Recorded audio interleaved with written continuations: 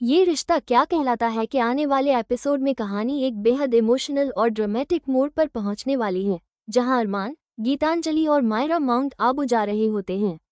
लेकिन रास्ते में एक बड़ा हादसा हो जाता है। इस हादसे में मायरा को गंभीर चोट लगती है और उसे तुरंत अस्पताल ले जाया जाता है। अरमान घबरा जाता है, लेकिन अस्पताल में मायरा एक चौंकाने वाला फैसला सुनाती है। वह कहती है, पापा, मैं तभी इलाज करवाऊंगी जब आप गीतू को मेरी मम्मी बना देंगे। अरमान हैरान रह जाता है क्योंकि वह अभीरा की जगह किसी और को अपनी बेटी की मां के रूप में कभी नहीं देख सकता, मगर मायरा की जान बचाने के लिए मजबूरी में उसे हामी भरनी पड़ती है। दूसरी ओर विद्या और दादीसा के बीच अभीरा को लेकर तीखी बहस होती है। दादीसा गुस्से में डिवोर्स पेपर्स तक ले आती हैं और कहती हैं कि यह रिश्ता सिर्फ नाम का है, इसे अब खत्म कर देना चाहिए। विद्या इसका विरोध करती है, लेकिन दादीसा जोर देकर कहती हैं कि अभीरा को साइन करना होगा। अभीरा साइन करने से मना कर देती है और दादीसा से पूछती है, आप इतने विश्वास से कैसे कह रही हैं? क्या आप अरमान से मिली हैं? इस पर दादीसा चिल्लाकर कहती हैं, हाँ, मैं अरमान से मिली थी। ये सुनते ही अभीरा सन्न रह जाती है और सवालों की बौछार कर देती है। वो कैसा है? क्या वो ठीक है? क्या वो नाराज है? उसका प्यार और दर्द छलक उठता है। लेकिन दादीसा सख्ती से जवाब देती हैं कि अरमान उसे अपनी जिंदगी से निकाल चुका है और अब अभीरा को भी यही करना होगा। विद्या पेपर्स छीन लेती है और कहती है, कोई वजह जरूर रही होगी कि अरमान हमें नहीं मिला। इसी बीच दादीसा को मायरा के एक्सीडेंट की खबर मिलती है और वे तुरंत अस्पताल पहुंचती हैं। ये खबर अभीरा को भी मिलती है और वह भी वहां पहुंचती है। अस्पताल में डॉक्टर बताते हैं कि मायरा को खून की सख्त जरूरत है। जब ब्लड टेस्ट होता है तो पता चलता है कि अभीरा का ब्लड मायरा से मैच करता है। यह एक उम्मीद की किरण बनकर उभरता है और ट्रांसफ्यूजन की प्रक्रिया शुरू होती है।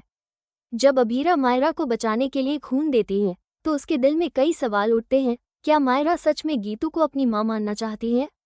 क्या अरमान यही चाहता है? वहीं दूसरी ओर अरमान अस्पताल के बाहर कार में बैठा होता है। गीतांजलि उसे रोकती है कि वो इस हालत में मायरा से न मिले, क्योंकि वो टूट चुका होता है। तभी नर्स आती है और बताती है कि ब्लड मिल गया है और बच्ची अब स्थिर है। अरमान जैसे ही अंदर जाने को उठता है, वो अचानक बाहर आती हुई अभीरा को देखता है। उनकी आंखें मिलती हैं, चारों तरफ की आवाजें जैसे थम जाती हैं। अरमान कुछ कहने ही वाला होता है, तभी गीतांजलि आकर उसके कंधे पर हाथ रखती है। ये देखकर अभीरा का चेहरा उतर जाता है। गीतांजलि मुस्कुराकर कहती है, आप ही हैं अभीरा, मायरा की blood donor, thank you so much. Abhira जवाब देती है, मैं बस अपना फर्ज निभा रही थी। उसी वक्त मायरा को आईसीयू से शिफ्ट किया जाता है और जैसे ही वो होश में आती है, सबसे पहले अभीरा को देखती है और कहती है, मम्मा। ये सुनकर सब चौंक जाते हैं। अभीरा कहती है, मैं मम्मा नहीं हूँ बेटा। लेकिन मायरा जवाब देती है, आपने मुझे बचाया तो आप ही मेरी मम्मा हो। गीतांजलि थोड़ी असहज हो जाती है, लेकिन कुछ नहीं कहती।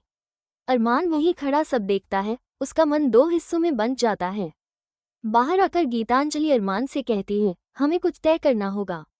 मायरा मुझे अपनी माँ नहीं मानती, शायद अभीरा ही उसका जवाब है।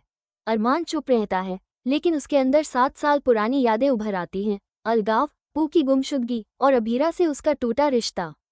उसे एहसास होता है कि वो आज भी उसी अभीरा से मोहब्बत करता है। दूसरी ओर विद्या और दादीसा अस्पताल में बैठे होते हैं। दादीसा कहती हैं, मैंने सोचा था कि यह रिश्ता खत्म हो गया है, लेकिन शायद ऊपर वाले की मर्जी कुछ और है। विद्या मुस्कुराकर कहती हैं, कभी कभी किस्मत को भी वक्त देना पड़ता है।